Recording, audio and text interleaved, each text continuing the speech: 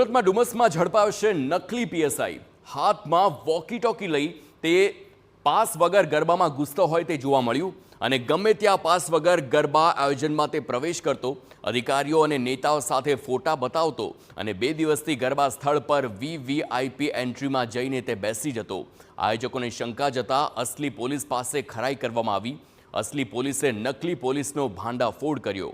નકલી પીએસઆઈ બની રોબ જમાવનાર આરોપી ઝડપાઈ ગયો છે। આરોપીના મોબાઈલમાં સેલિબ્રિટી અને અધિકારીઓના ફોટા પણ મળી આવ્યા। તો આ વિડીયોમાં જોઈ શકાય છે કે આરોપીના હાથમાં વોકી ટોકી જેવી વસ્તુ છે અને તે પૂરા રોફમાં પાસ વગર ગરબા આયોજનમાં ઘૂસી જાય છે। મોટી ઓળખાણ અને અધિકારીઓ સાથેના ફોટા હોવાથી તેને કોઈ પૂછતું નથી। જોકે આ બાબતે તે પોલીસને જાણ કરવામાં આવી અને ત્યારબાદ કાર્યવાહી કરવામાં આવી અને આરોપીને સકંજામાં લેવામાં આવ્યો।